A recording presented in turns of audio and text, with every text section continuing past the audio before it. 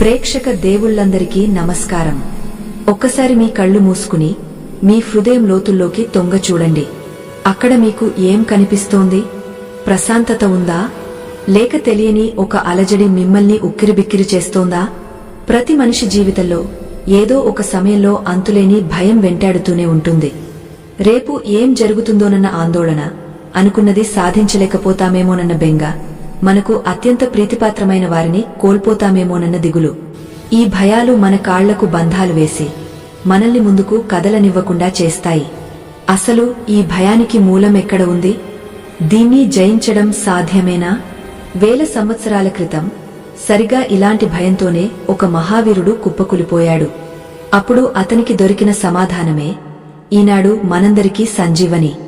ఈ రోజు మనం భగవద్గీత అనే మహాసాగరంలోకి ప్రయాణించబోతున్నాం. అందులో శ్రీకృష్ణ పరమాత్మ పలికిన 5 అత్యంత శక్తివంతమైన మాటలను మనం తెలుసుకోబోతున్నాం. ఈ మాటలు కేవలం పురాణ వాక్యాలు కావు. ఇవి మీ భయాన్ని క్షణాల్లో పటాపంచలు చేయగల అద్భుత మంత్రాలు. ఈ ప్రయాణం మీ జీవితాన్ని మార్చేయవచ్చు. అందుకే ఏ ఒక్క విషయాన్ని కూడా వదలకండి. ఈ జ్ఞాన ప్రవాహాన్ని పూర్తిగా ఆస్వాదించండి. ఇలాంటి అద్భుతమైన ఆధ్యాత్మిక రహస్యాలు, జీవన సత్యాలు ఎప్పటికప్పుడు మీకు అందాలంటే మన ఈ ధార్మిక కుటుంబంలో మీరు కూడా సభ్యులుగా చేరండి. మీ అభిమానాన్ని మాకు తెలియజేయడం ద్వారా ఈ మంచి విషయాలను 10 మందికి చేరవేయడంలో మాకు తోడ్పడండి. ఇప్పుడు ఏమాత్రం ఆలస్యం చేయకుండా ఆ మహాసంగ్రామంలోకి అడుగుపెడదాం. కురుక్షేత్రం. అది కేవలం ఒక యుద్ధభూమి మాత్రమే కాదు. అది మానవ మనస్తత్వానికి ఒక ప్రతీక. 18 అక్షౌహిణుల సైన్యం అక్కడ మోహరించి ఉంది. ఒకవైపు కౌరవులు, మరొకవైపు పాండవులు. ఆకాశాన్ని తాకేలా ఏనుగుల ఫీంకారాలు, గుర్రాల సకిలింతలు, రథచక్రాల చప్పుడు, సైనికుల నినాదాలతో ఆ ప్రదేశమంతా దద్దరిల్లిపోతోంది. గాలిలో మృత్యువాసన స్పష్టంగా తెలుస్తోంది. మరికొద్ది క్షణాల్లో అక్కడ రక్తపు ఏరులు పారబోతున్నాయి. ప్రపంచం కనివిని ఎరుగని మహాసంగ్రామం మొదలు కాబోతోంది. అలాంటి ఉద్రిక్త వాతావరణంలో తెల్లటి గుర్రాలు పూంచిన ఒక దివ్యమైన రథం ఇరు సైన్యాల మధ్యకు వచ్చి ఆగింది. ఆ రథం మీద కూర్చున్నది సాక్షాత్తు ఆ దేవదేవుడు శ్రీకృష్ణుడు, మరియు అతని వెనుక గాంధీవధారి అర్జునుడు. అర్జునుడు సామాన్యుడు కాదు. అతడు 3 లోకాలను జయించగల సమర్థుడు. ఎన్నో యుద్ధాలు చూశాడు, ఎందరో రాక్షసులను సంహరించాడు. శివుడిని మెప్పించి పాశుపతాస్త్రాన్ని పొందిన వీరుడు.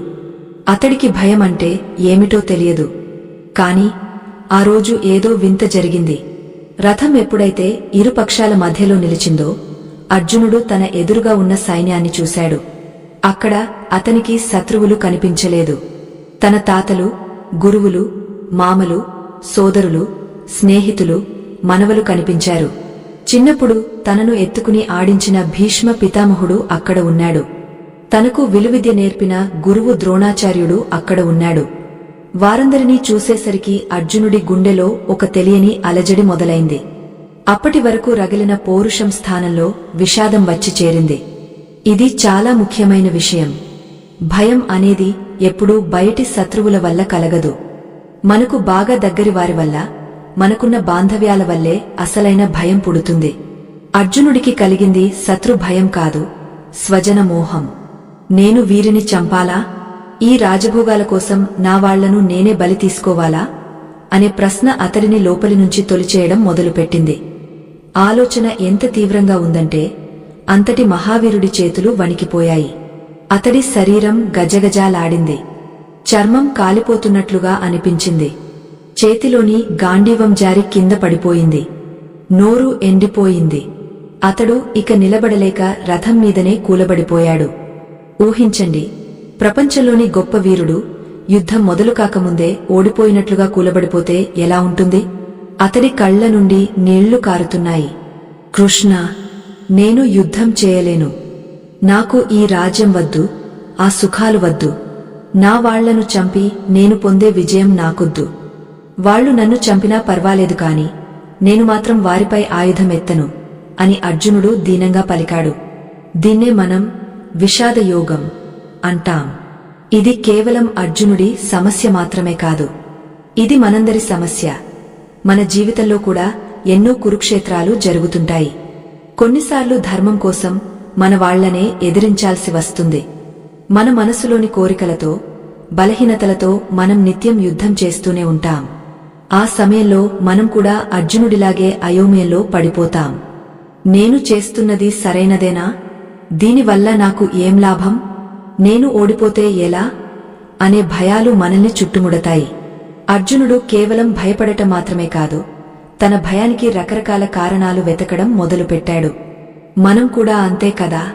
ఏదైనా పని చేయడానికి భయమేస్తే అది ఎందుకు చేయకూడదో చెప్పడానికి 1000 కారణాలు వెతుకుతాం.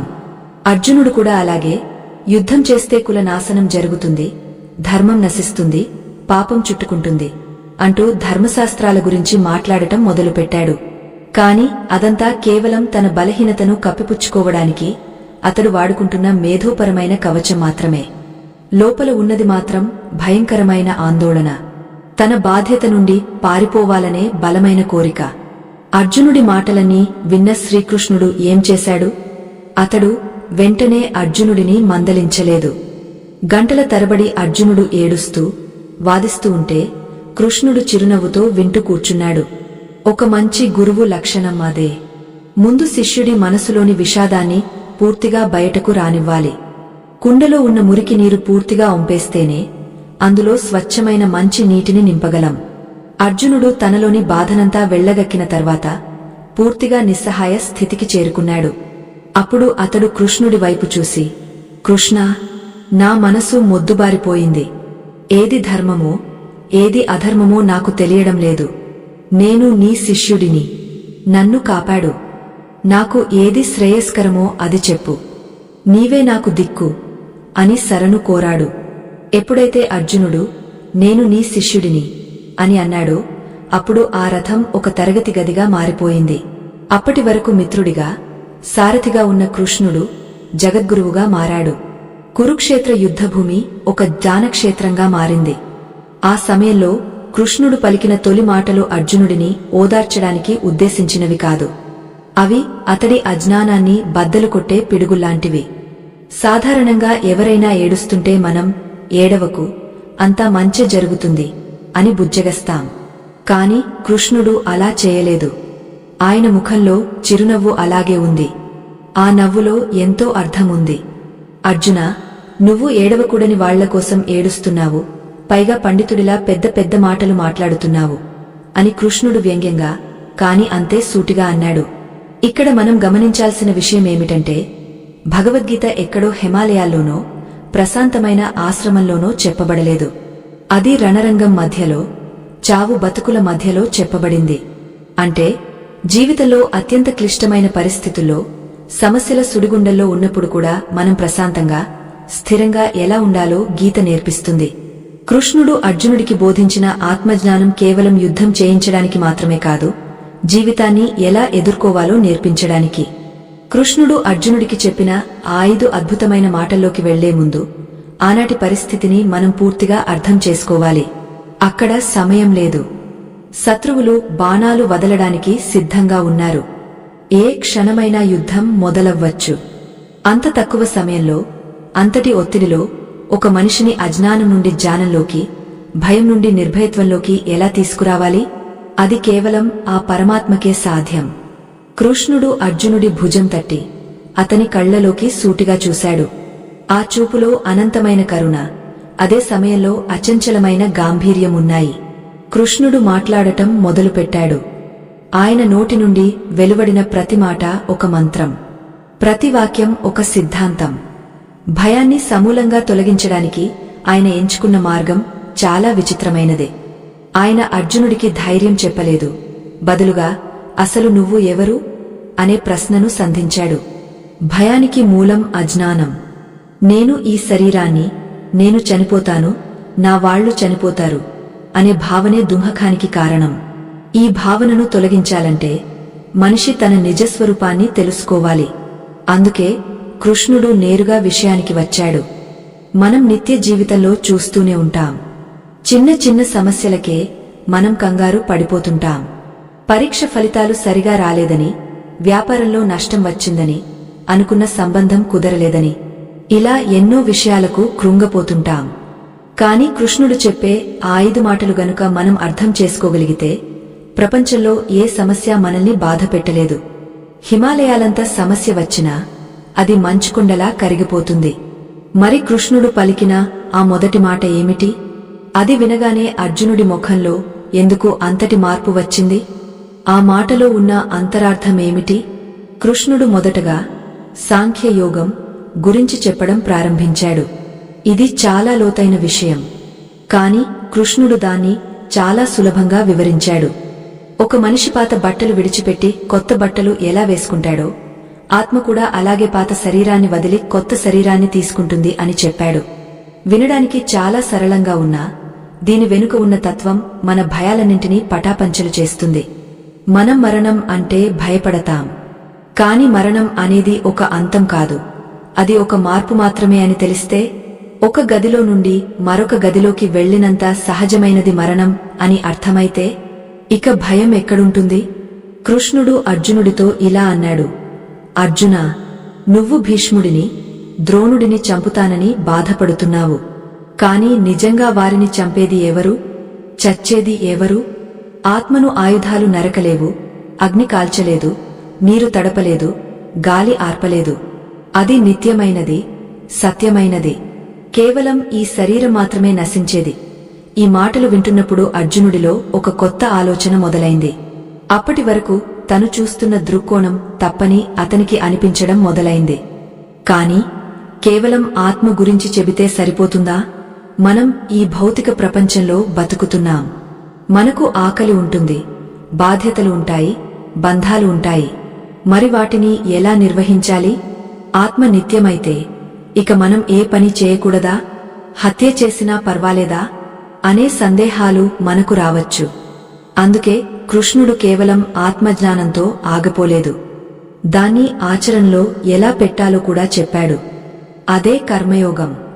ఈ ప్రయాణంలో మనం తెలుసుకోబోయే ఆ 5 మాటలు ఒక క్రమ పద్ధతిలో ఉంటాయి.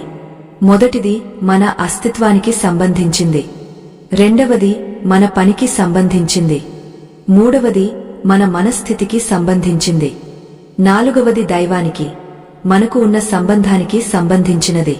ఇక 5వది, అన్నింటికంటే ముఖ్యమైనది, మనకు పూర్తి స్వేచ్ఛను ప్రసాదించేది.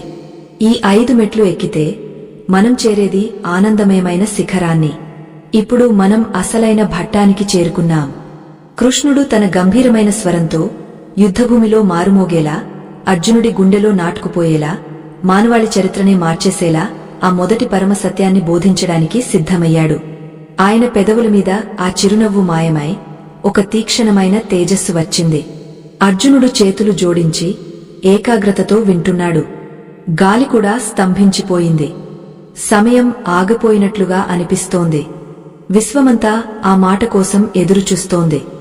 ఆ క్షణంలో కృష్ణుడు పలికిన ఆ మాట కేవలం అర్జునుడి భయాన్నే కాదు, యుగయుగాలుగా మనుషులందరి భయాన్ని పోగొట్టే శక్తిని కలిగి ఉంది. ఆ మాట ఏమిటి?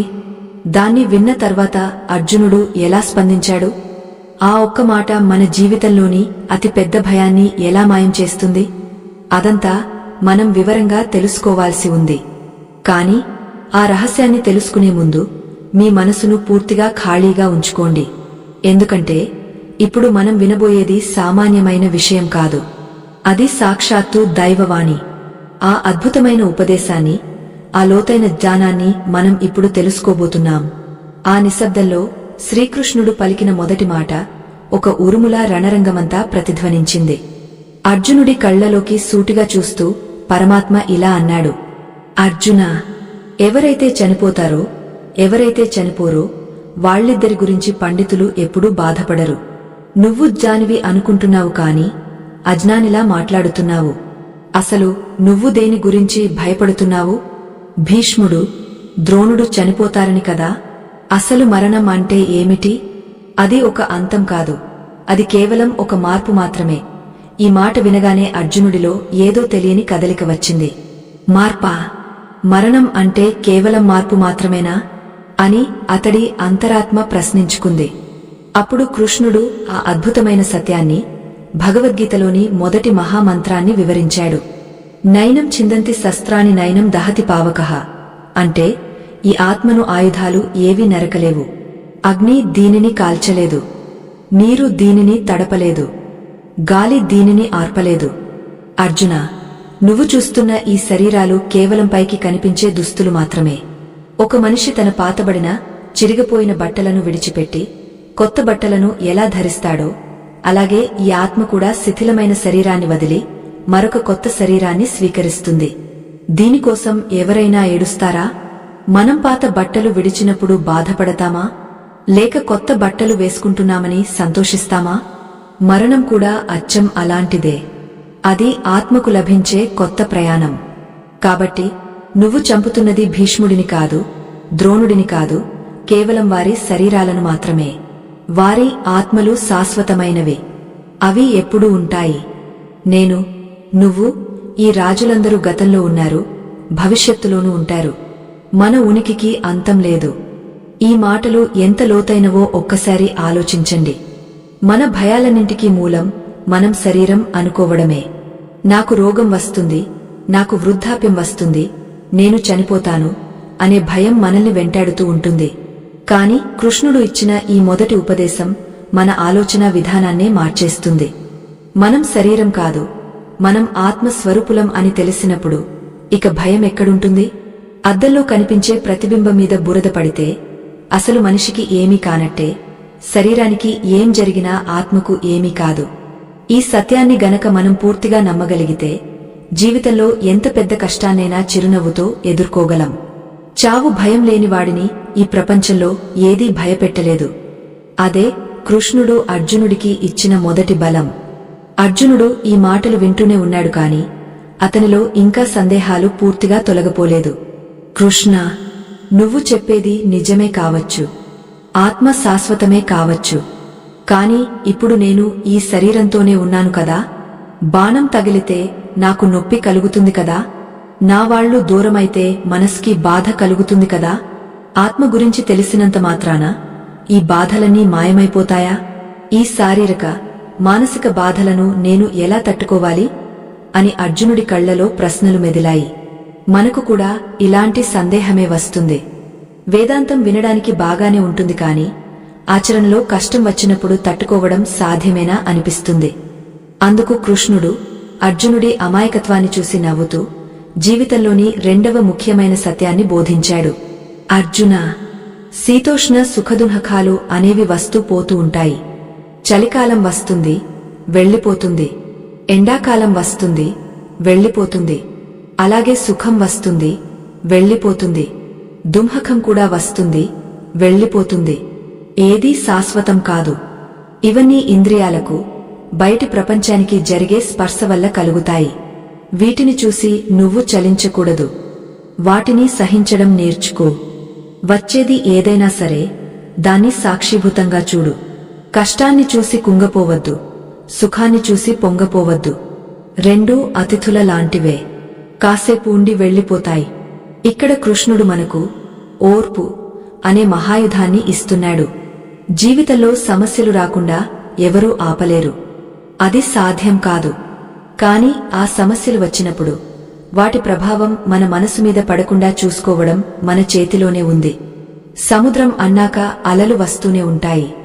మనం అలలను ఆపలేం, కాని అలల మీద ప్రయాణించడం నేర్చుకోవచ్చు. అదే కృష్ణుడు చెప్పేది. నువ్వు శరీరం కాదు, ఆత్మ అని తెలుసుకోవడం మొదటి మెట్టు అయితే, ఈ లోకంలో జరిగే మార్పులను సమభావంతో స్వీకరించడం రెండవ మెట్టు. ఇంతవరకు బాగానే ఉంది. కాని అర్జునుడికి మరొక పెద్ద ధర్మ సందేహం వచ్చింది.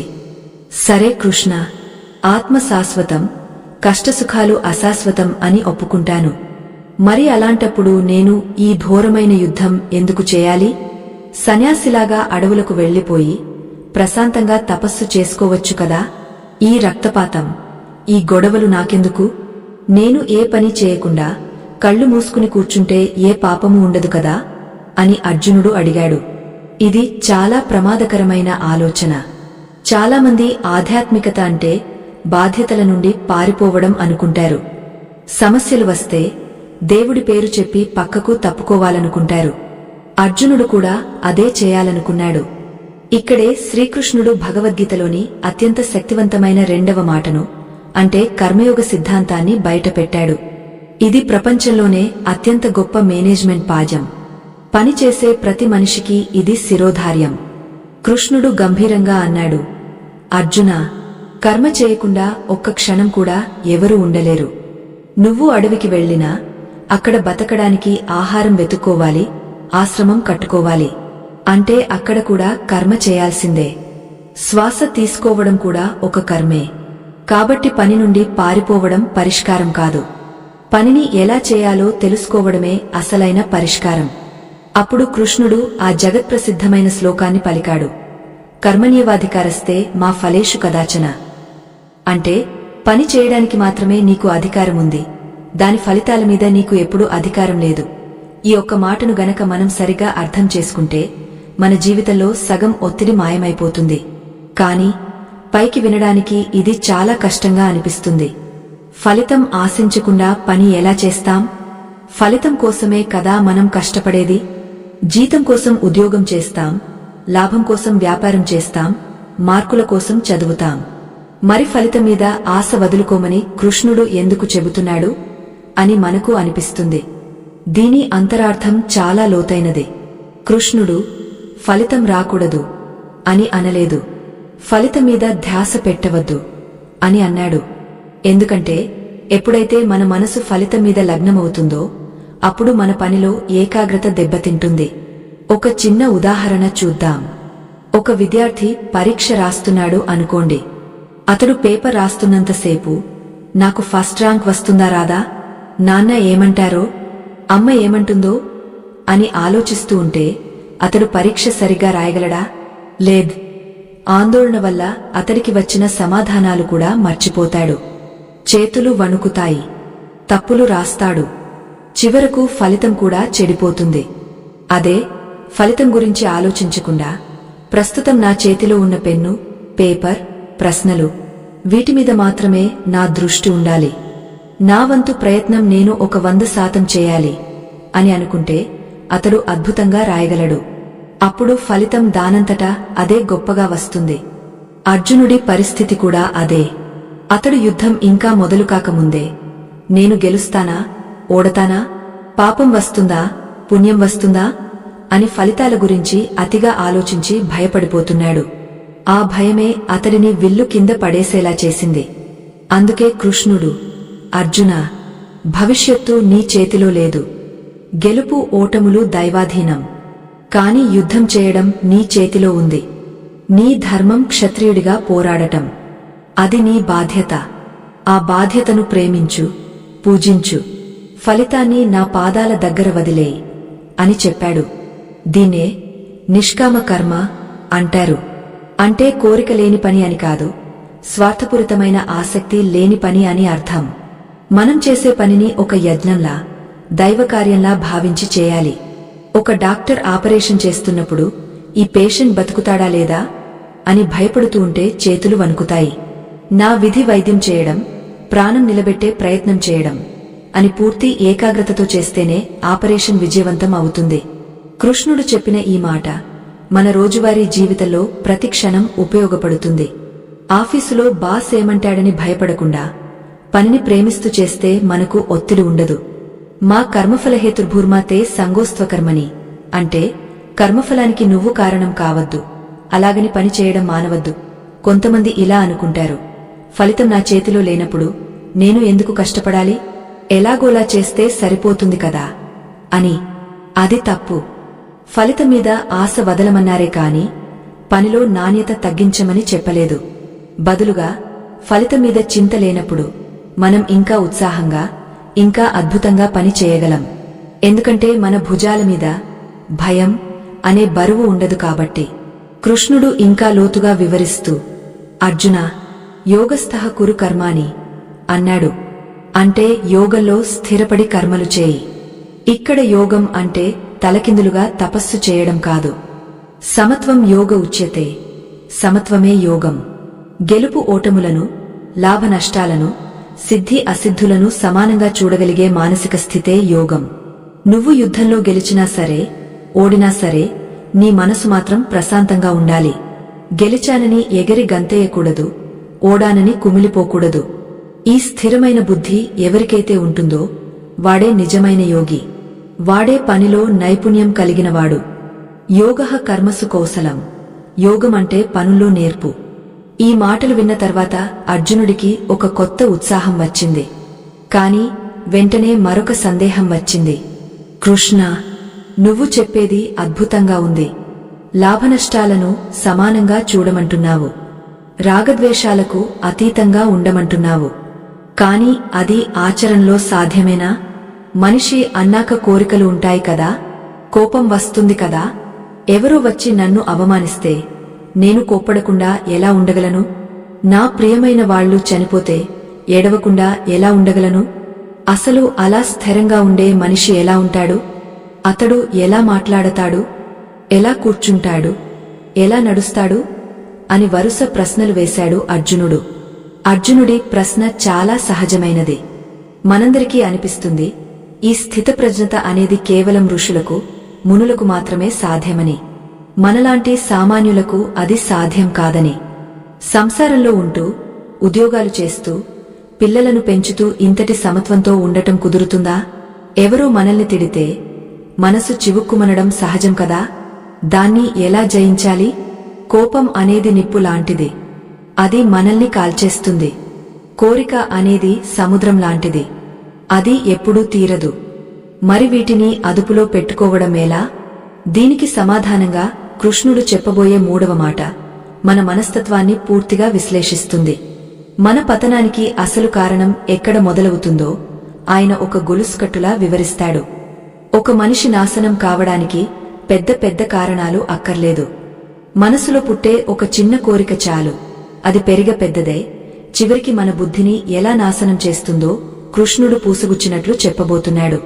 ఆ వివరణ వింటే మన కోపాన్ని, మన కోరికలను మనం ఎలా కంట్రోల్ చేసుకోవాలో స్పష్టంగా అర్థమవుతుంది.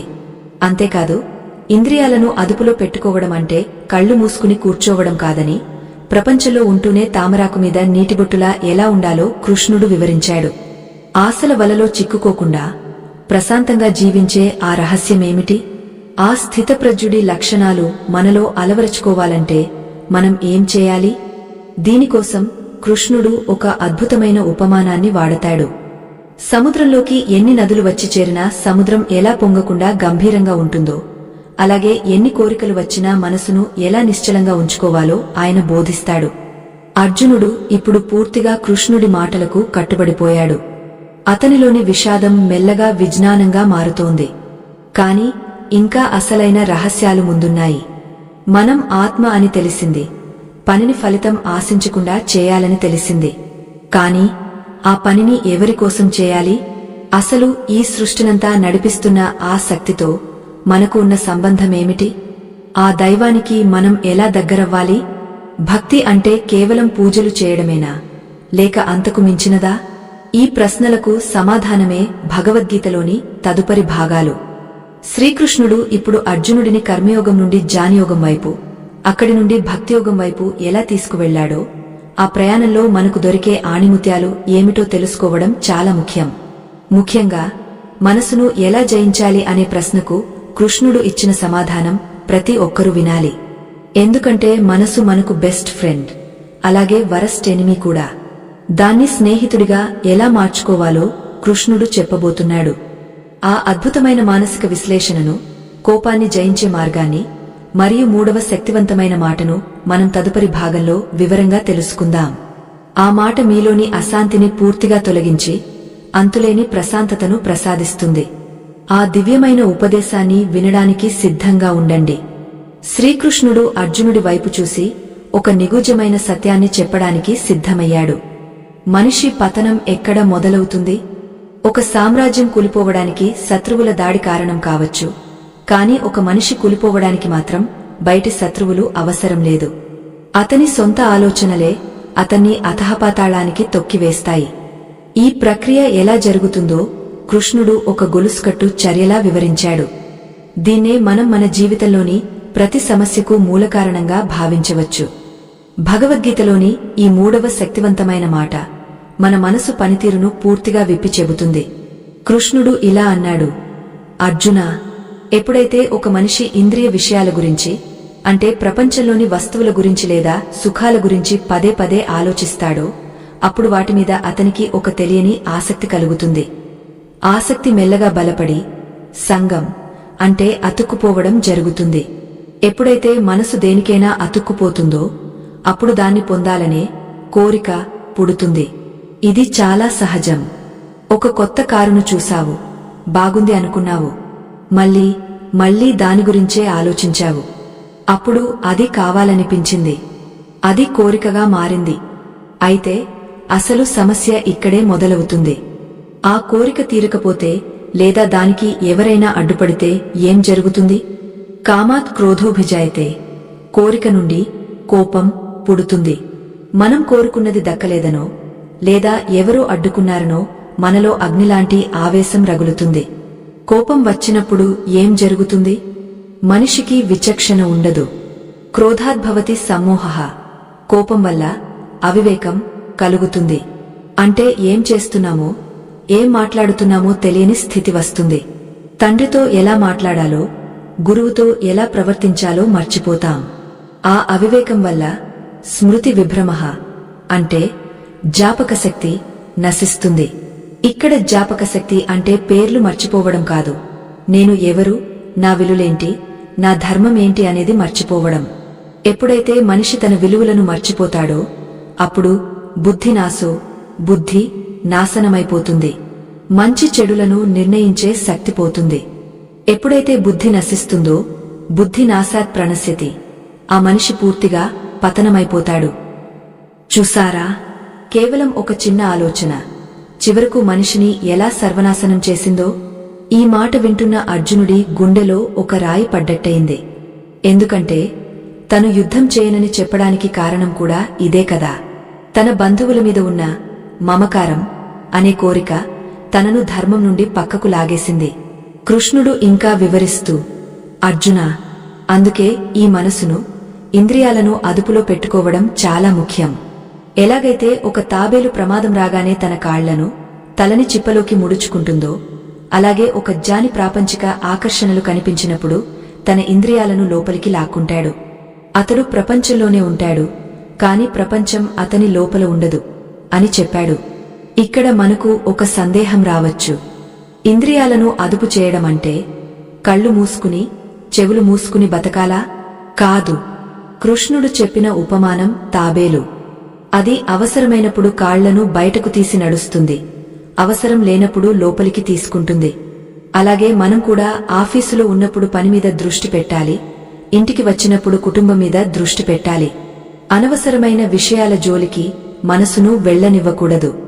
కాని ఇది చెప్పడం చాలా సులభం, ఆచరించడం చాలా కష్టం. అందుకే అర్జునుడు వెంటనే, కృష్ణా, నువ్వు చెప్పేది వినడానికి అద్భుతంగా ఉంది, కాని ఈ మనసు చంచలమైనది. చంచలం హి మనః కృష్ణ. గాలిని మూటగట్టడం ఎంత కష్టమో ఈ మనసును నిగ్రహించడం కూడా అంతే కష్టం అనిపిస్తోంది. అది ఒక పట్టాన దారికి రాదు.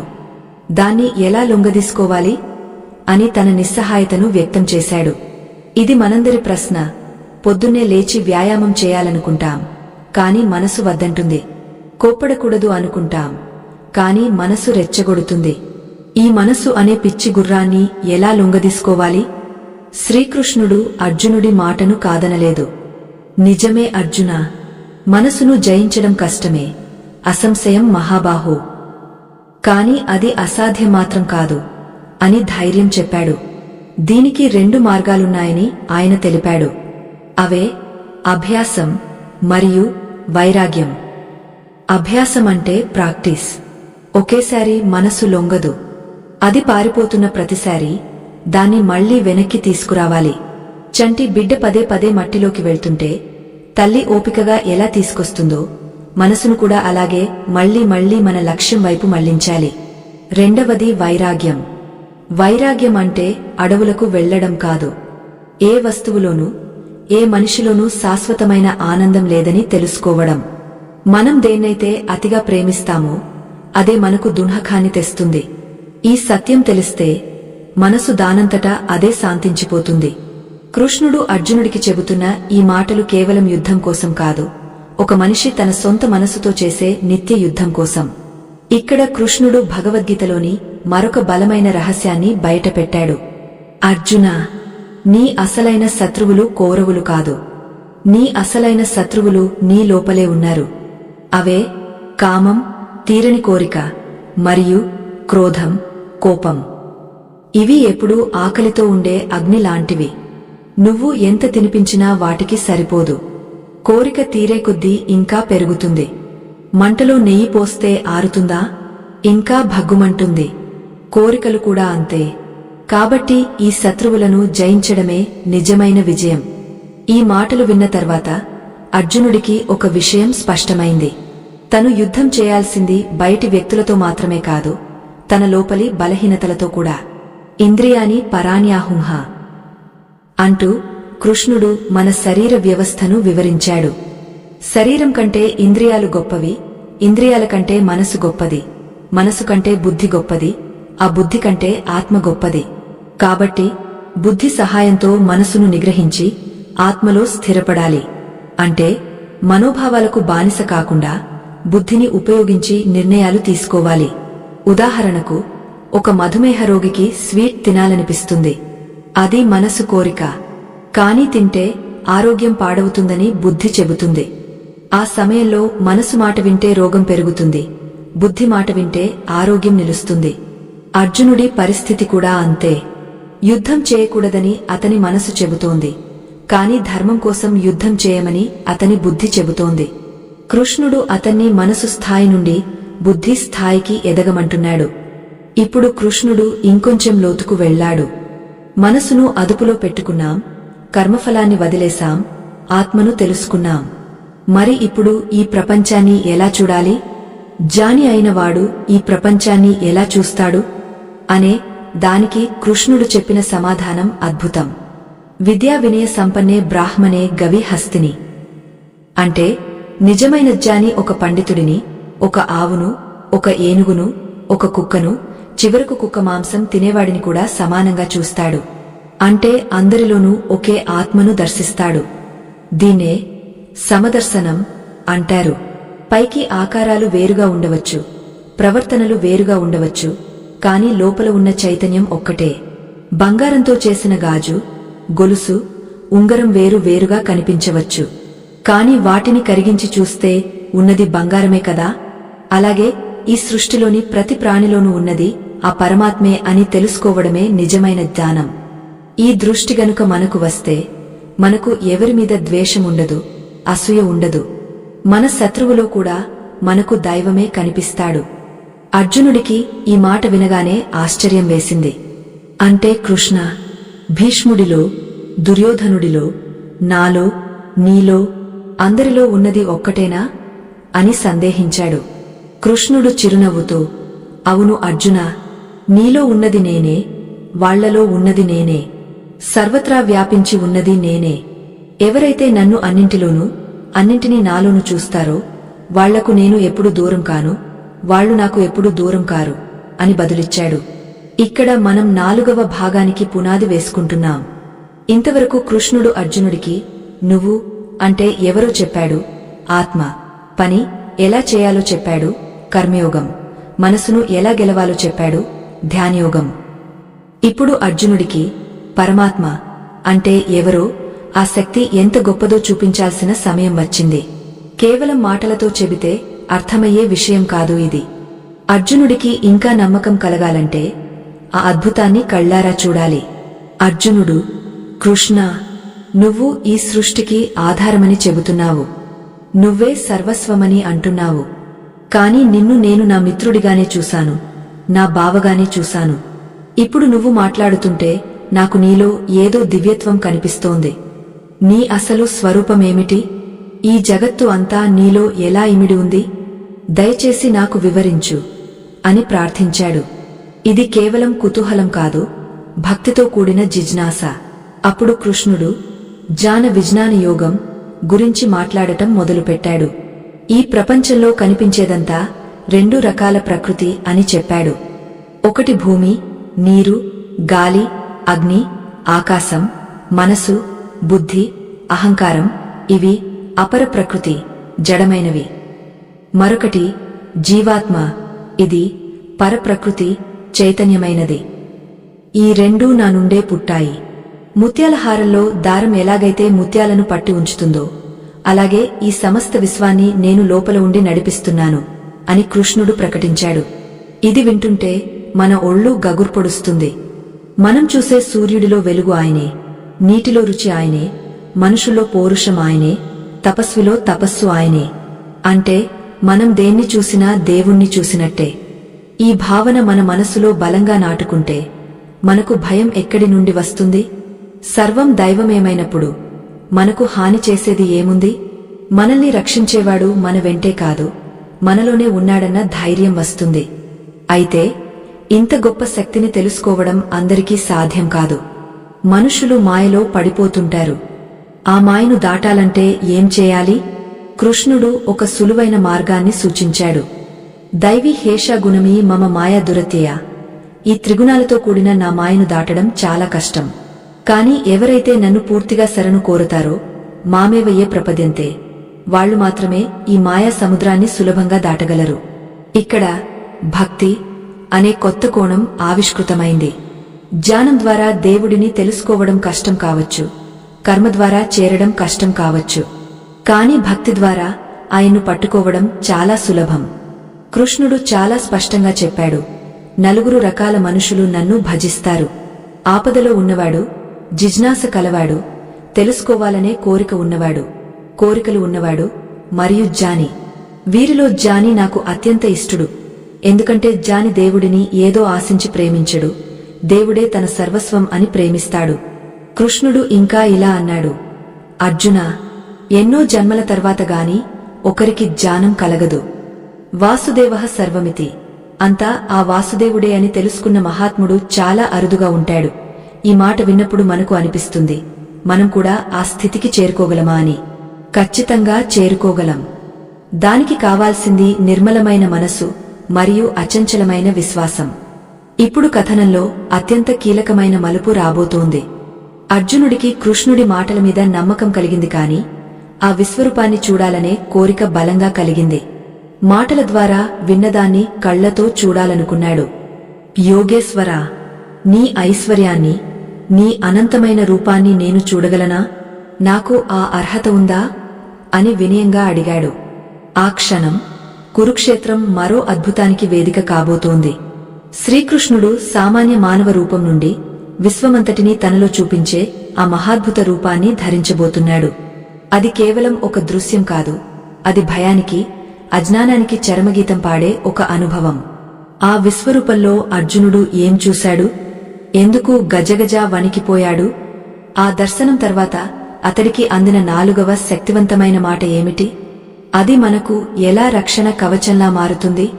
ఆ విశ్వరూప సందర్శనంలో దాగి ఉన్న గగుర్పాటు కలిగించే సత్యాలను మరియు భగవంతుడు మనకిచ్చే ఆ అభయాన్ని మనం తదుపరి భాగంలో చూడబోతున్నాం. ఆ అద్భుతాన్ని మిస్ కాకండి. 3వ భాగం ముగింపులో మనం ఒక ఉత్కంఠభరితమైన దశలో ఉన్నాం. అర్జునుడు ఆ పరమాత్మ నిజస్వరూపాన్ని, ఆ విశ్వరూపాన్ని చూడాలని కోరుకున్నాడు. అది సామాన్యమైన కోరిక కాదు.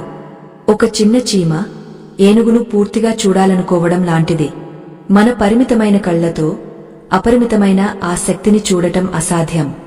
అందుకే కృష్ణుడు అర్జునుడితో, అర్జునా, నీ మాంస నేత్రాలతో నా దివ్య రూపాన్ని నువ్వు చూడలేవు. అందుకే నీకు దివ్య దృష్టిని ప్రసాదిస్తున్నాను. ఇప్పుడు చూడు నా యోగ ఐశ్వర్యాన్ని అని అన్నాడు. ఆ క్షణంలో అర్జునుడికి ఒక కొత్త దృష్టి లభించింది. అప్పటి వరకు తన పక్కన ఉన్న మిత్రుడు మాయమై ఆ స్థానంలో ఊహకందని ఒక మహాద్భుతం ఆవిష్కృతమైంది. ఒక్కసారి ఆ దృశ్యాన్ని ఊహించుకోవడానికి ప్రయత్నించండి. ఆకాశంలో ఒకేసారి 1000 సూర్యులు ఉదయిస్తే ఎంతటి వెలుగు ఉంటుందో అంతటి తేజస్సు అక్కడ వ్యాపించింది. అర్జునుడు కళ్ళు మిరుమిట్లు గొలిపే ఆ కాంతిలో చూసేసరికి అక్కడ కృష్ణుడి రూపం లేదు. దానికి బదులుగా అంతులేని ముఖాలు, అంతులేని కళ్ళు, అంతులేని చేతులు కలిగిన ఒక విరాట్ స్వరూపం కనిపించింది. ఆ రూపానికి మొదలు లేదు, మధ్య లేదు, తుది లేదు. అది అన్ని దిక్కులకు విస్తరించి ఉంది. ఆ రూపంలో సృష్టిలోని సకల లోకాలు, దేవతలు, రాక్షసులు, ఋషులు, గ్రహాలు అన్నీ ఇమిడి ఉన్నాయి. ఆ విశ్వరూపుడి నోట నుండి అగ్ని జ్వాలలు ఎగసిపడుతున్నాయి. ఆయన కళ్ళు సూర్యచంద్రుల్లా వెలుగుతున్నాయి. ఆయన చేతుల్లో రకరకాల ఆయుధాలు ఉన్నాయి. అది చూస్తుంటే అర్జునుడి గుండె ఆగపోయినంత పనైంది. అప్పటి వరకు కృష్ణుడిని బావా, మిత్రమా అని పిలిచిన అర్జునుడు ఆ రూపాన్ని చూడగానే భయంతో గడగడా వణికిపోయాడు. చేతులు జోడించి, దేవా, నిన్ను చూస్తుంటే నాకు దిక్కులు తెలియడం లేదు. నా మనసు నిలకడగా లేదు. ఆకాశాన్ని తాకుతున్న నీ రూపాన్ని చూసి నా ధైర్యం నీరుగారిపోతోంది. దయచేసి శాంతించు అని వేడుకున్నాడు. కాని ఆ విశ్వరూపంలో అర్జునుడు చూసిన మరొక దృశ్యం అతడిని మరింత భయభ్రాంతులకు గురిచేసింది. కురుక్షేత్ర యుద్ధభూమిలో ఎవరినైతే చూసి తను యుద్ధం చేయనని అన్నాడో ఆ భీష్ముడు, ద్రోణుడు, కర్ణుడు, ఇతర రాజులు అందరూ ఆ విశ్వరూపుడి భయంకరమైన కోరల మధ్య నలిగిపోతూ కనిపించారు. వాళ్ల తలలు నుజ్జునుజ్జవుతున్నాయి. కొంతమంది అప్పటికే ఆయన నోట్లోకి వేగంగా వెళ్లిపోతున్నారు. అంటే యుద్ధం ఇంకా జరగకముందే వారందరూ చనిపోతున్నట్లు అర్జునుడు చూశాడు. ఇది అతడికి పెద్ద షాక్. యుద్ధం ఇంకా మొదలే కాలేదు కదా, మరి వీరందరూ అప్పుడే చనిపోవడమేంటి అని అతడు అయోమయంలో పడ్డాడు. అప్పుడు అర్జునుడు భయంతో, ఎవరు నువ్వు? ఈ ఉగ్రరూపంతో ఎందుకు ఉన్నావు? నీ ప్రవృత్తి ఏంటి? అసలు ఏం చేయబోతున్నావు అని అడిగాడు. అప్పుడు ఆ విశ్వరూపుడి నుండి ఒక గంభీరమైన స్వరం వినిపించింది. అది మేఘం గర్జించినట్లు ఉంది. కాలోస్మి లోకక్షేకృత్ప్రవృద్ధో, నేను లోకాలను నాశనం చేసే కాలస్వరూపుడిని, మహాకాలుడిని.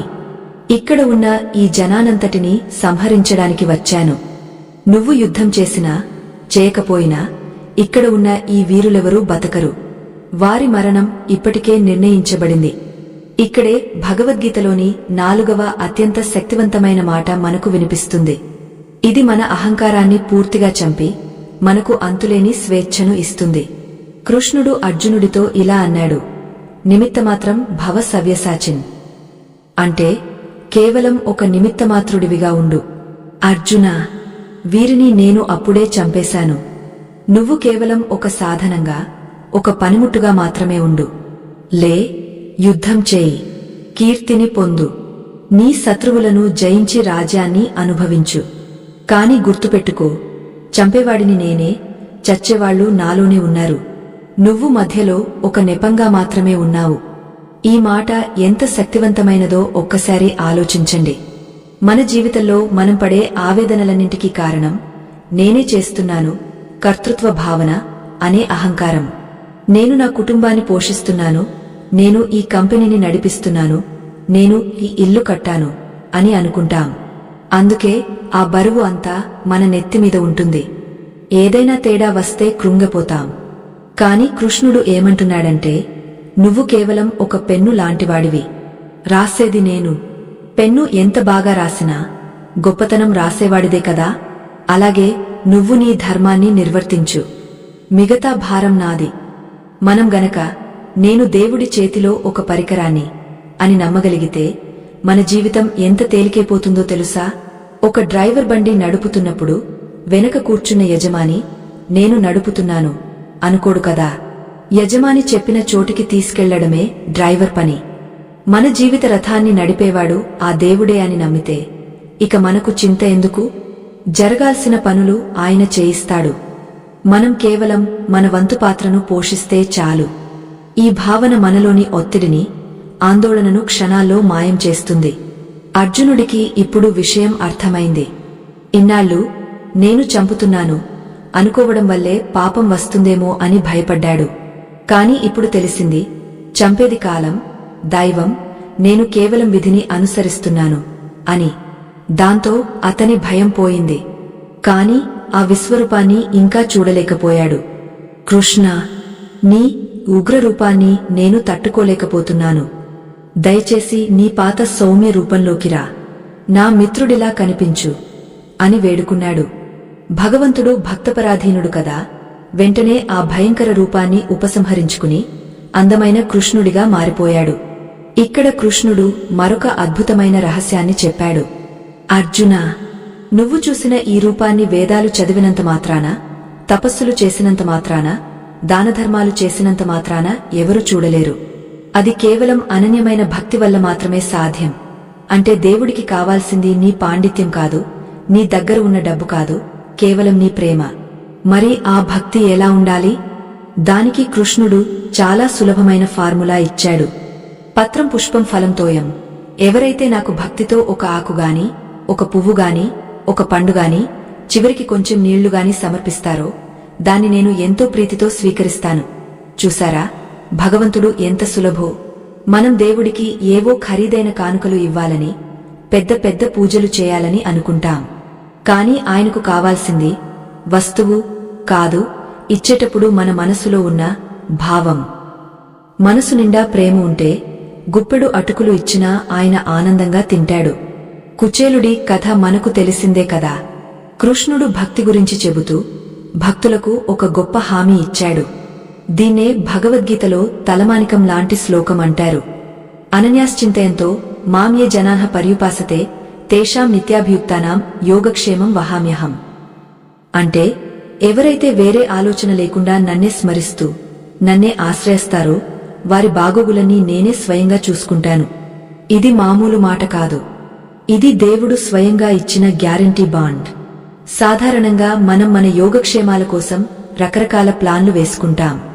ఇన్సూరెన్స్ పాలసీలు కడతాం, ఆస్తులు కూడబెడతాం. కాని అవన్నీ ఏదో ఒక సమయంలో చేతులెత్తేయవచ్చు.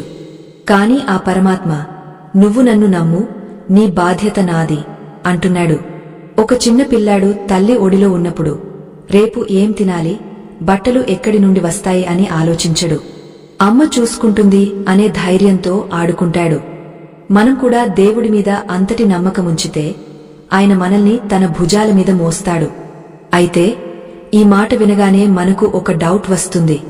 నేను రోజూ దేవుడిని పూజిస్తున్నాను కదా, మరి నాకెందుకు కష్టాలు వస్తున్నాయి అని. ఇక్కడ అనన్య చింతన అనేది ముఖ్యం. అంటే కష్టాల్లో ఉన్నప్పుడు దేవుడు కావాలి, సుఖాల్లో ఉన్నప్పుడు దేవుడు అక్కర్లేదు అనుకుంటే అది అనన్య భక్తి కాదు, అది వ్యాపార భక్తి. నాకు ఇది ఇస్తే నేను నీకు కొబ్బరికాయ కొడతాను అనడం భక్తి కాదు, అది ఒప్పందం. నిజమైన భక్తి అంటే నువ్వు నాకు కష్టమిచ్చినా సుఖమిచ్చినా నువ్వే నా దిక్కు, నీ ఇష్టం అని శరణాగతి చేయడం. అర్జునుడు ఇప్పుడు చాలా ప్రశాంతంగా మారాడు. అతనిలోని తుఫాను సద్దుమణిగింది. ఆత్మ గురించి తెలిసింది, పనిచేసే విధానం తెలిసింది, మనసును నిగ్రహించడం తెలిసింది, దేవుడి విశ్వరూపం తెలిసింది, భక్తి గొప్పతనం తెలిసింది. ఇక అతను యుద్ధం చేయడానికి సిద్ధమయ్యాడు. కాని శ్రీకృష్ణుడి దగ్గర ఇంకా ఆఖరి అస్త్రం మిగిలే ఉంది. అది ఇప్పటి వరకు చెప్పిన అన్నింటికంటే గొప్పది, అత్యంత రహస్యమైనది. అన్ని ధర్మాల సారాంశమేమిటి? ఒక సామాన్య మానవుడు ఇన్ని నియమాలు పాటించలేకపోతే, ఇన్ని యోగాలు చేయలేకపోతే అతనికి మోక్షం లేదా? కేవలం తెలివిగల వాళ్లకు, బలవంతులకు మాత్రమేనా ఈ గీత? కాదు. ఏమీ తెలియని పామరుడు కూడా, చదువురానివాడు కూడా, చివరికి మహాపాపి కూడా తరించడానికి ఒకే ఒక్క మార్గముంది. ఆ మార్గాన్ని కృష్ణుడు చివరిలో ఉపదేశించబోతున్నాడు. అదే 5వ మరియు అంతిమ శక్తివంతమైన మాట. ఆ మాట వింటే మీ భుజాల మీద ఉన్న బరువు మొత్తం దిగిపోయినట్లు అనిపిస్తుంది. మీరు ఇంతకాలం వెతుకుతున్న శాంతి ఆ ఒక్క మాటలో దొరుకుతుంది. ఆ మాట కోసం అర్జునుడు మాత్రమే కాదు, సమస్త మానవాళి వేచి చూస్తోంది. శ్రీకృష్ణుడు ఆ చివరి రహస్యాన్ని, ఆ పరమ పదవిని ఎలా అందించాడో, గీతా సారాంశం ఎలా ముగిసిందో మనం చివరి భాగంలో తెలుసుకోబోతున్నాం. ఈ ప్రయాణం యొక్క గమ్యం అక్కడే ఉంది. ఇది మన ప్రయాణంలో చివరి మజిలీ, కాని అత్యంత ముఖ్యమైన ఘట్టం. ఇప్పటివరకు శ్రీకృష్ణుడు అర్జునుడికి కర్మయోగం, జ్ఞానయోగం, ధ్యానయోగం, భక్తియోగం అంటూ ఎన్నో విషయాలు చెప్పాడు. ఇవన్నీ విన్న తర్వాత అర్జునుడి పరిస్థితి ఎలా ఉందంటే, ఒక ఆకలితో ఉన్నవాడి ముందు 100 రకాల వంటకాలు పెట్టినట్టు ఉంది. ఏది తిడాలో ఏది వదిలేయాలో తెలియని అయోమయం. కృష్ణ, నువ్వు ఎన్నో మార్గాలు చెబుతున్నావు. ఒకటి అంటావు, ఇంకొకటి వద్దు అంటావు. ఇవన్నీ గుర్తుపెట్టుకోవడం, ఆచరించడం నా వల్ల కావడం లేదు. నాకు ఏ సందేహం లేని, ఖచ్చితమైన మరియు సులభమైన ఒకే ఒక్క మార్గాన్ని చెప్పు. నా పాపాలన్నింటినీ కడిగేసే అంతిమ పరిష్కారం ఏదైనా ఉంటే దయచేసి ఇప్పుడే చెప్పు అని అర్జునుడు కృష్ణుడిని అడిగాడు. శ్రీకృష్ణుడు అర్జునుడి వంక చాలా జాలిగా, ప్రేమగా చూశాడు. ఎందుకంటే ఆయన చెప్పిన ధర్మాలని ఆచరించడం కలియుగంలో సామాన్య మానవులకు చాలా కష్టం. ఎప్పుడూ సత్యం మాట్లాడటం, ఇంద్రియాలను గెలవడం, ఫలాపేక్ష లేకుండా పనిచేయడం, ఇవన్నీ వినడానికి బాగుంటాయి కాని ఆచరణలో ఎక్కడో ఒకచోట మనం జారిపోతాం. మన బలహీనతలు మనల్ని కిందకు లాగేస్తాయి. మరి మనలాంటి వారికి గతి లేదా? ఈ సంసార సాగరాన్ని మనం ఈదలేమా? దీనికి సమాధానమే కృష్ణుడు ఇప్పుడు చెప్పబోయే 5వ మరియు అత్యంత శక్తివంతమైన మాట. దీన్నే గీతాచార్యుడు సర్వగుహ్యతమం అంటే రహస్యాలన్నింటిలోకెల్లా పరమ రహస్యం అని పిలిచాడు. కృష్ణుడు అర్జునుడి భుజం మీద చేయి వేసి చాలా గాజంగా స్పష్టంగా ఇలా అన్నాడు: సర్వధర్మాన్ పరిత్యజ్య మామేకం శరణం వ్రజ అహం త్వా సర్వపాపేభ్యో మోక్షయిష్యామి మా శుచః. ఈ ఒక్క శ్లోకం మొత్తం భగవద్గీతకు సారాంశం లాంటిదే. దీని అర్థం ఏమిటంటే, అర్జునా, నువ్వు ధర్మాధర్మాల గురించి, పాపపుణ్యాల గురించి, విధినిషేధాల గురించి అతిగా ఆలోచించడం మానేయి. అన్ని రకాల బాధ్యతలను, భయాలను పక్కన పెట్టి కేవలం నన్ను మాత్రమే శరణు కోరు. నన్ను మాత్రమే ఆశ్రయించు. అలా చేస్తే నేను నిన్ను అన్ని రకాల పాపాల నుండి విముక్తిని చేస్తాను. నువ్వు దేనికి భయపడవద్దు, దున్హకించవద్దు. ఇది ఎంత గొప్ప భరోసా! ప్రపంచంలో ఏ మత గ్రంథంలోనూ ఏ దేవుడు ఇంత ధైర్యంగా హామీ ఇవ్వలేదు. నన్ను నమ్ము, నీ పాపాలని నేను కడిగేస్తాను అని చెప్పడం మామూలు విషయం కాదు. మనం చిన్నప్పుడు చేసిన తప్పులు, తెలిసి తెలియక చేసిన పాపాలు మన మనసును పట్టి పీడిస్తుంటాయి. నేను నరకానికి వెళ్తానా, నాకు మంచి జరుగుతుందా అనే భయం మనలో ఉంటుంది. దానికి కృష్ణుడు ఇస్తున్న సమాధానం ఇదే: నీ ధర్మం అనే బరువును కింద పడేయ్. ఆ బరువును నేను మోస్తాను. దీన్ని అర్థం చేసుకోవడానికి ఒక చిన్న ఉదాహరణ చెప్పుకుందాం. ఒక మనిషి రైలు ఎక్కాడు. తన తలమీద ఒక పెద్ద లగేజీ మూట ఉంది. రైలు కదులుతోంది, కాని అతను మాత్రం ఆ మూటను తలమీదే పెట్టుకుని కూర్చున్నాడు. పక్కన ఉన్నవాడు అడిగాడు: అయ్యా, ఆ మూట కింద పెట్టొచ్చు కదా అని. దానికి అతను: అయ్యో, రైలు ఇప్పటికే నన్ను మోస్తోంది, నా లగేజీని కూడా మోయమంటే పాపం కదా, అందుకే నేనే మోస్తున్నాను అన్నాడట. మన బతుకు కూడా ఇలాగే ఉంది. మన జీవితం అనే రైలును నడిపేది ఆ దేవుడే. కాని మన కష్టాలు, మన బాధ్యతలు అనే లగేజీని మాత్రం మనం తలమీద పెట్టుకుని మోస్తూ అనవసరంగా అలసిపోతున్నాం. కృష్ణుడు ఏమంటున్నాడంటే, ఆ బరువు కింద పెట్టు. నేను ఉన్నాను కదా, నువ్వు ఎందుకు ఆందోళన చెందుతావు? ఇక్కడ సర్వధర్మాన్ పరిత్యజ్య అంటే బాధ్యతలు వదిలేసి పారిపోమని కాదు. నేను చేస్తున్నాను, ఇది నా బాధ్యత అనే అహంకారాన్ని, నేను ఇది చేస్తేనే పుణ్యం వస్తుంది అనే అపోహను వదిలేయమని అర్థం. ఒక చిన్న పిల్లాడు తల్లి చేయి పట్టుకుని నడుస్తున్నప్పుడు ఆ పిల్లాడికి రోడ్డు మీద గుంతలు ఉంటాయేమో, వాహనాలు వస్తాయేమో అనే భయముండదు. ఎందుకంటే అమ్మ చూసుకుంటుంది అనే నమ్మకం. దాన్ని శరణాగతి అంటారు. ఆ పిల్లాడికి తన కాళ్ల మీద నమ్మకం కంటే అమ్మ చేతిమీద నమ్మకం ఎక్కువ. భక్తుడికి కూడా తన సొంత శక్తి మీద కంటే దేవుడి శక్తి మీద నమ్మకం ఎక్కువ ఉండాలి. కృష్ణుడు చివరగా చెప్పిన మాట మా శుచః అంటే దున్హకించకు లేదా భయపడకు. గీత మొదలైంది అర్జునుడి దున్హకంతో. గీత ముగుస్తోంది కృష్ణుడి దున్హకించకు అనే మాటతో. అంటే భగవద్గీత యొక్క ముఖ్య ఉద్దేశం మన దున్హకాన్ని పోగొట్టడమే. మీ జీవితంలో ఎప్పుడైనా సరే మీరు ఒంటరిగా ఉన్నామని అనిపిస్తే, సమస్యలు చుట్టుముట్టి ఊపిరాడకుండా చేస్తే ఈ ఒక్క మాట గుర్తు తెచ్చుకోండి: నేను నిన్ను రక్షిస్తాను, భయపడకు. ఆ మాటను నమ్మితే చాలు, కొండంత బలం వస్తుంది. ఈ 5 మాటలు ఆత్మ నిత్యత్వం, కర్మయోగం, మనోనిగ్రహం, నిమిత్తమాత్రం మరియు శరణాగతి ఇవి అర్జునుడి మనసులో ఉన్న పొరలను ఒక్కొక్కటిగా తొలగించేశాయి. అప్పటి వరకు ఉన్న చీకటి మాయమైపోయింది. సూర్యుడు వచ్చినప్పుడు మంచు కరిగినట్లు అర్జునుడిలోని అజ్ఞానం పూర్తిగా కరిగిపోయింది. అతడు లేచి నిలబడ్డాడు. కళ్లలోని నీళ్లు తుడుచుకున్నాడు. అతడి ముఖంలో ఇప్పుడు విషాదం లేదు. ఒక అద్భుతమైన తేజస్సు, గాంభీర్యం వచ్చాయి. అర్జునుడు 2 చేతులు జోడించి కృష్ణుడితో ఇలా అన్నాడు: నష్టో మోహః స్మృతిర్లబ్ధా త్వత్ప్రసాదాన్మయాచ్యుత స్థితోస్మి గతసందేహః కరిష్యే వచనం తవ. దీని అర్థం: ఓ అచ్యుత, నా అజ్ఞానం నశించింది, నీ దయ వల్ల నాకు జ్ఞానం కలిగింది. నా సందేహాలన్నీ పటాపంచలయ్యాయి. ఇప్పుడు నేను సిద్ధంగా ఉన్నాను. నువ్వు చెప్పినట్లే చేస్తాను. యుద్ధం చేస్తాను. చూసారా, నేను యుద్ధం చేయను అని ఏడ్చినవాడే ఇప్పుడు నువ్వు చెప్పినట్లు చేస్తాను అని గాంధీవం చేతబట్టాడు. ఇక్కడ గమనించాల్సిన విషయమేమిటంటే అర్జునుడి సమస్య యుద్ధం మారలేదు, శత్రువులు మారలేదు, పరిస్థితి మారలేదు. కాని అర్జునుడి మనస్థితి మారింది. సమస్యను చూసే దృష్టికోణం మారింది. అదే భగవద్గీత గొప్పతనం. అది మన కష్టాలను మార్చదు, ఆ కష్టాలను ఎదుర్కొనే శక్తిని మనకు ఇస్తుంది. అర్జునుడు తన గాంధీవాన్ని ఎత్తి నారి సారించాడు. ఆ శబ్దం పిడుగులా వినిపించింది. పక్కనే ఉన్న పాంచజన్యాన్ని కృష్ణుడు పూరించాడు. ఆ శంఖం శబ్దం ధర్మానికి జయం కలగబోతోందని చాటి చెప్పింది. హనుమంతుడు ఉన్న జెండా రెపరెపలాడింది. రథం కదిలింది. కురుక్షేత్ర సంగ్రామం మొదలైంది. కాని ఇప్పుడు అర్జునుడు కోపంతో యుద్ధం చేయడం లేదు, ధర్మం కోసం ఒక యోగిలా యుద్ధం చేస్తున్నాడు. ఫలితాన్ని కృష్ణుడికి వదిలేసి తన కర్తవ్యాన్ని నిర్వహిస్తున్నాడు. అందుకే ఆ యుద్ధంలో విజయం పాండవులను వరించింది. కథనం చివరగా సంజయుడు ధృతరాష్ట్రుడితో చెప్పిన మాట చాలా గొప్పది. యత్ర యోగేశ్వరః కృష్ణో యత్ర పార్థో ధనుర్ధరః తత్ర శ్రీర్విజయో భూతిర్ధ్రువ నీతిర్మతిర్మమ.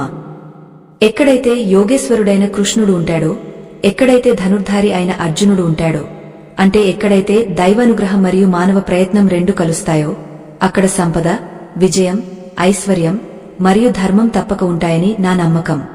ఇది మనందరికీ వర్తిస్తుంది. మన ప్రయత్నం మనం చేస్తూ దేవుడిని నమ్ముకుంటే విజయం మన వెంటే ఉంటుంది. సోదర సోదరీమణులారా, ఈ 2 గంటల ప్రయాణంలో మనం ఎంతో లోతైన విషయాలను తెలుసుకున్నాం. భగవద్గీత అనేది కేవలం ఒక పుస్తకం కాదు, అది జీవన నాడి. అర్జునుడు అంటే ఎవరో కాదు, మనమే.